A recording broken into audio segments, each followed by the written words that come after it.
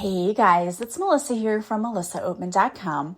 Welcome to another episode of Awaken Your Inner Awesomeness, the podcast dedicated to all things spirituality and self-improvement.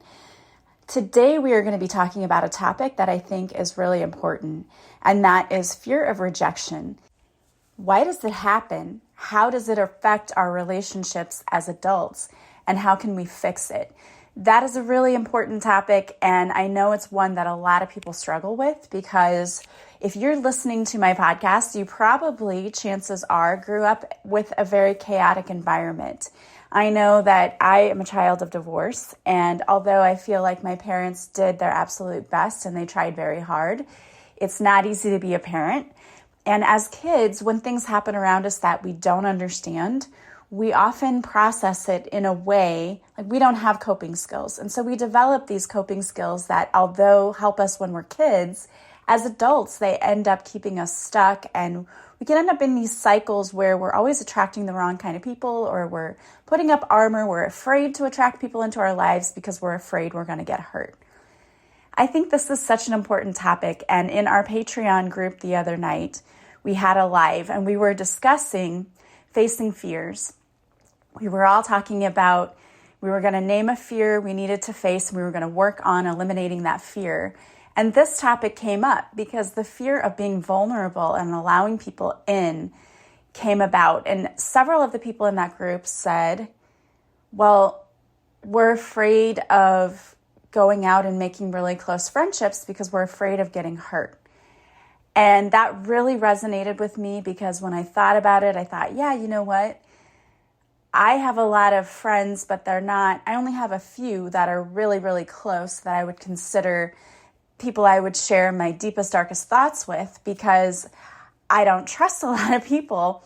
And I said, one thing I think is really hard if you're an empath and you're highly sensitive, it's hard to make friends sometimes because you can see people's true energy. You can see their true intentions, and it's not always good.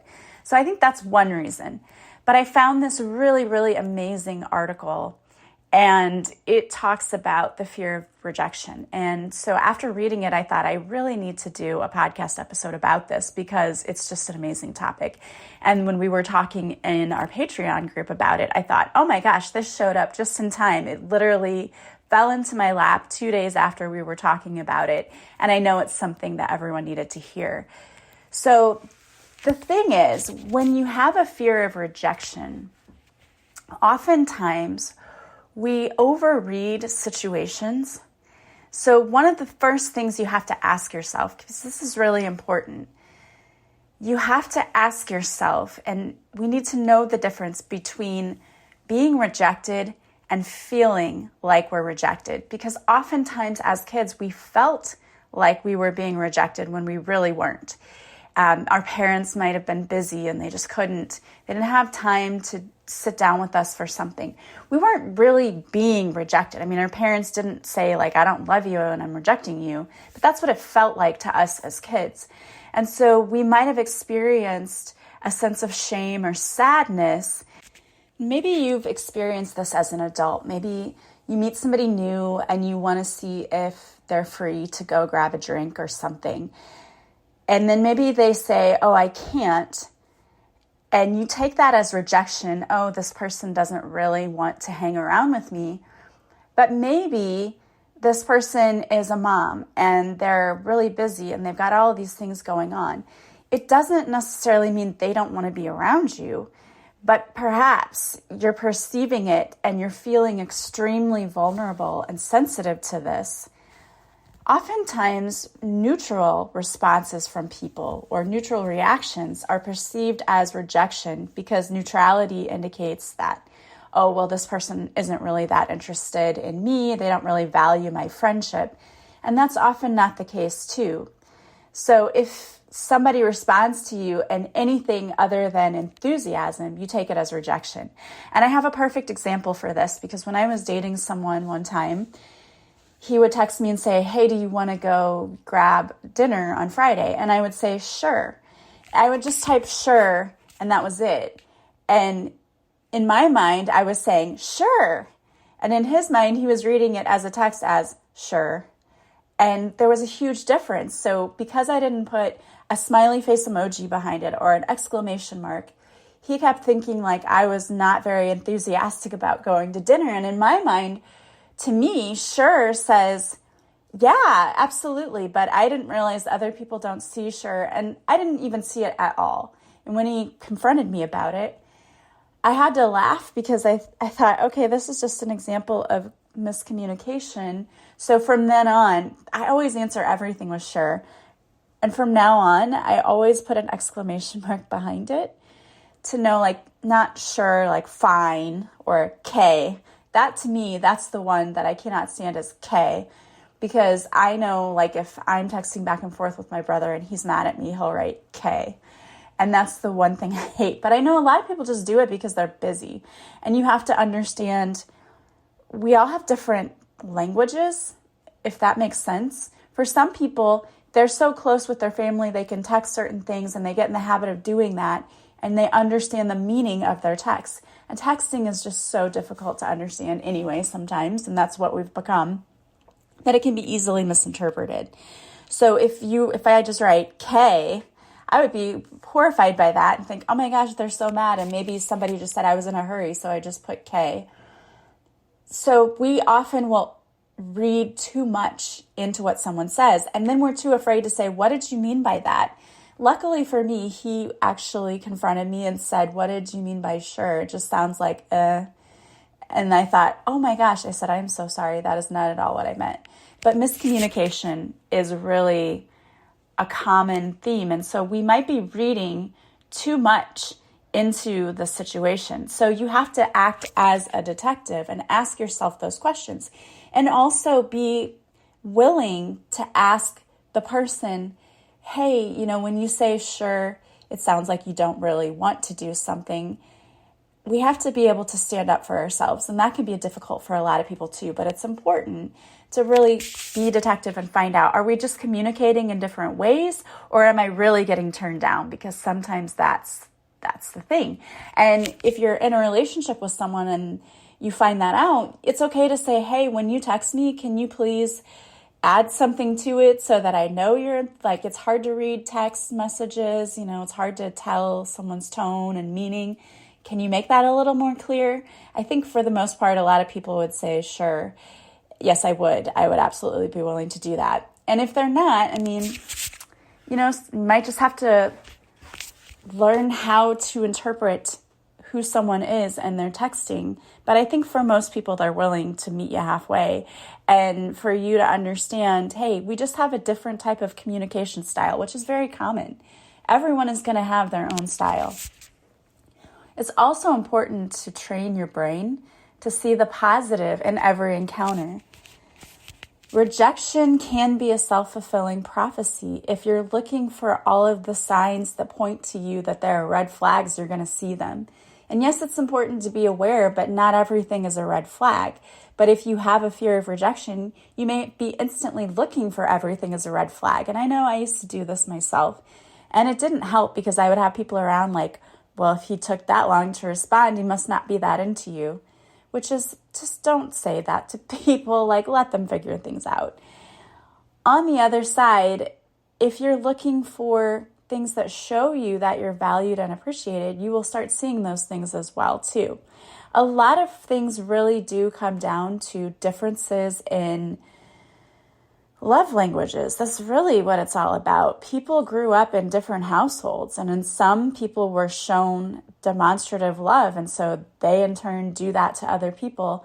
And for others, they weren't shown that, and so they're not maybe overly demonstrative. And that's something you really have to understand when we're dealing with people. But it can be really hard. And this is what I'm talking about. There's a little work that's involved in this, and if you're not willing to put in the work, then you're not going to get the results you want, because you're going to instantly just say, well, this person doesn't want to be around me, and you're just going to walk away. It's important that you find people who make you feel loved and accepted. Sometimes you may leave a situation and you feel rejected, but you don't recognize it in the moment.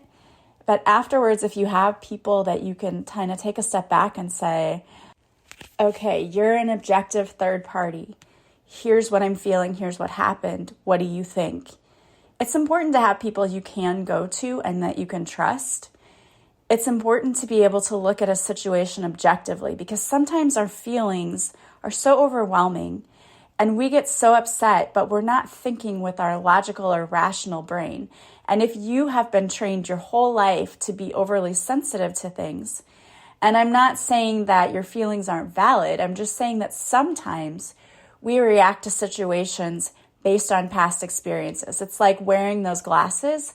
You know, you wear glasses through life, and every experience you have puts a fingerprint or a smudge on the glasses. So when you're seeing something, sometimes your perception is distorted because you're looking through those glasses that have fingerprints all over them. And if you can wipe off those fingerprints, right? If you can look at something not from your own experience, but from a neutral place, you'll sometimes see, oh, maybe I was overreacting to that. And again, do that detective work. Oh, they said that they were working and had something come in and they couldn't get away from their desk. That happens. You get busy. There will be days when I'm dealing with cleaning my house and my phone is charging in another room, and I go in and I see that I've missed like 3 calls, and then I call my sister back or my brother or whoever's called me, and I apologize. I'll say, I'm so sorry, I wasn't ignoring you. I was in the other room cleaning and I just got wrapped up in the cleaning and I didn't even hear the phone ring. Or sometimes my ringer's on silent, I'll be honest. I have to turn it off during the day when I'm at school, and I don't always remember to turn it back on. So maybe there is a logical explanation. So try to figure this out and focus your energy more on people who appreciate you. And if you do see a pattern, you can limit your time around people you think might be not treating you the way that you deserve to be treated, because we do deserve to have people respect us. And the truth is, you are going to get rejected. It happens. It's just a part of life. But you need to stop taking it so personally. If at work you get passed over for a promotion, really ask yourself, is there anything that I could have done better in order to get that promotion? Sometimes it just comes down to timing. Or if you get dumped in a relationship, that is the perfect opportunity for you to ask yourself, okay, how did I show up in that relationship? What could have been better? Is there anything I could have improved upon? Take it as constructive and not, I'm a horrible person, that's why they don't like me, because that's not it at all. The thing is, we are living in a society where people are trying to get their own needs met. And if what we're giving them isn't meeting their needs, it doesn't necessarily mean that we're not capable or we're not adequate. It's that they have different needs that maybe we can't meet because it's just not who we are. And we should not take that as personal rejection. We should take that as, okay, we weren't the right fit. This wasn't the right match. Was there anything I could learn from it? Okay, if not, it just wasn't the right fit, then move on from it. I know that it seems hard to say, I can't take it personally, but we are living in a society where people will ghost you now and they just stop talking to you because they can. And it's easier for them. A person who is emotionally mature will take the time to say, hey, this isn't working out. Someone who's not will just ghost because they don't want to have to deal with feeling bad for making you feel bad. And the thing is, it's okay to say, I don't want this anymore. I don't want this relationship. I don't want this job. I don't want this. You don't want to trap people somewhere where they don't feel like they're getting their needs met or they're not happy. But an emotionally mature person should be able to say, hey, I don't want to be in this relationship. And yeah, you might get your feelings hurt and you may say, well, I put all of this time in this, but that's their right to say that. We have to stop taking everything so personally. Sometimes it isn't about you, it's about the other person. They're unhappy. Maybe they don't know what they want. They're looking for something. Or maybe in this job, they thought that somebody else was a better fit. It's not always a personal thing. And we need to look at things objectively more often and say, okay, So this didn't work out, but I'm going to try to find people that I can surround myself with who make me feel good, or find a job where I feel good. Maybe that is an indication that where you are isn't a good fit and it's time to move on to something better. That's okay too. It's always a learning experience. That's the thing. All of it is learning, and it's causing you to open yourself up, to expand your world and to expand your identity. Let's say you write a book and then you take it to an agent and they don't like it. The first 5 don't like it. And I mean, that's what happened to me. Like when I wrote my book, the first few people were like, no. But then the next person said, yeah, I absolutely love this book. I don't even normally publish adult books, but I love this and I want to get it published. You have to find the right fit. And there's so many different types of people out there, so many different types of jobs. Sometimes we're just the wrong fit. Stop taking it so personally, and instead, if you're wrapping yourself up in this whole identity of this is who I am, that's a problem, no matter what it is. If you're just someone's mom, or you're just someone's wife, or you're just a teacher or a lawyer or a doctor, and that's your whole identity, you need to expand your identity. It's all about that. It's about learning and growing and finding new things. So go out and try to find new interests, go out and don't wrap yourself up so much in this identity. Like if you tell yourself, all I am is this, and then that thing is taken away from you, then what do you have? We really have to look at that. And I have a personal story for this. When my mom retired, like most people when they retire, they're so happy and it's such a joyful day. I will never forget this. My mom was so depressed. We had this party for her. We had all of these retirement things. And she was angry. She was downright angry that she retired. She didn't want to quit teaching. That was her whole identity. She was a teacher. And she struggled a long time after that. And she kept teaching as a sub up until she got sick because she didn't know anything else. You have to expand your horizons. That can't be your only identity. It really can't. So an activity or an exercise that you can do, and we're going to do this in our Patreon group, is to write what you love about yourself. We're going to write love letters to ourselves, and we're going to think of all of these positive affirmations that we can elevate our self-worth. Because if you love yourself, that rejection doesn't bother you as much. And I know you don't believe me. I know you're sitting there going, whatever, liar. But it's true. If you love yourself truly, and you appreciate yourself, and you know all of the good things about yourself, when someone else rejects you, you don't take it as personally. That's what we're going to work on. So, and really, when I say, how can you fix this?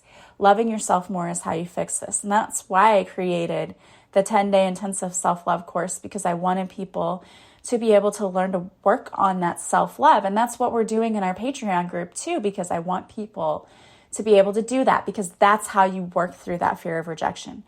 When you see through the lies, because really what we're telling ourselves is lies. We're saying we're not good enough. That person didn't like me because I wasn't good enough, which is not true. I didn't get that job because I wasn't good enough. Not true. Those are lies you tell yourself. We have to be detectives and really see through them. Is that rational or logical? No, it's not. Because if it were, you'd never have a relationship. You'd never have a job. You'd never have this. It's not true. It's not rational. It's not logical. So you've got to figure out what you love about yourself and work on that. And that's what we're going to do. And I wanted to pull some cards to kind of help us go along with this. And you cannot make this up because the messages came from Angela Rose's deck. And the first one that came out is fear is a lie. And it's true. It's the fear that's telling you that you're being rejected. It's important to know that most of us think we're not enough or we're too much. You're not alone in this feeling. Most of us also feel scared of trying new things, terrified of life not working out, or afraid we won't succeed. If you're feeling any of these things, you are normal. But I am here to tell you that these are fears and they are not true. If you have an idea or feeling about something or a dream, it's for you. Are you going to let fear dictate your life, or are you willing to step into your greatness? The action that goes with this card is to name your fears, and that's what we worked on in our Patreon group. Name your fears. What are they? Have a releasing ceremony. Tear up the page or burn it safely. If you feel afraid, confront your fears. The mantra that goes with this card is, today I will confront my fear and stand in my power. I always used to say, if I'm afraid of it, it's something I have to do. There's a reason that fear comes in. And then you have, take the leap. Don't wait a second longer to do the thing or take the action on your dream. You are ready now. There will never be a perfect time. Create your own time, jump in, and take the big scary leap. The action that goes with this card is, create the time now to do what has been calling you. Get out your calendar. Actually schedule this in. You can do it. The mantra that goes with this card is, I was made for this. I am ready now. And then you have, meet the universe halfway. Are you willing to say yes to your life? Are you willing to put down the excuses? It may feel uncomfortable to do something unknown. It is so worth it. Trust in the unseen. There is something magical waiting for you to say yes to so it can show up for you. When you meet the universe halfway, it will support you and fill the other half. Don't worry about how. Leave that for the universe. The action that goes with this card is, take a risk and take one small step in the direction of your dreams. Maybe you look at the class list. Maybe you go and you sign up for a dating app. Whatever it is, take that risk. Courage is bravery. There is magic in the unknown. And then you have miracle mindset. Have immeasurable faith and full dedication towards your dreams. Our thoughts create our feelings create our actions create our reality. What thoughts would your highest self be thinking, feeling, or doing to live your best life? What is your dream? What do you get lost in time doing? Meditate on this feeling, lean into your dreams. And the mantra that goes with this card is, I have faith and trust that my dreams are unfolding perfectly for me. And your last card is forgiveness. Who do you need to forgive? Is it yourself or another? We are all doing the best we can with the knowledge we know. By forgiving, we set ourselves free from the past. The action that goes with this card is, what was the gift that came from the past experience? How did you grow from it? Write it down, then bless it and release it. The mantra that goes with this card is, my life is unfolding for me. I am not defined by my past. I forgive myself and others. I see myself and set them free. All right, I love those messages, and it is so true. Time to do that inner work. No need to fear rejection, because if you are being who you truly are, you can't reject yourself. You will always be there for yourself. You can trust yourself. It's learning how to love yourself more so that you can trust yourself more. Join us in our Patreon group for the $10 monthly membership, because that's what we're going to be working on. We're going to start doing that. We're going to write love letters to ourselves. We're going to work on that self-love and trust. All right, guys, I hope you have a beautiful week. As always, I'm sending you so much love and light, and I will talk to you soon. Bye, guys.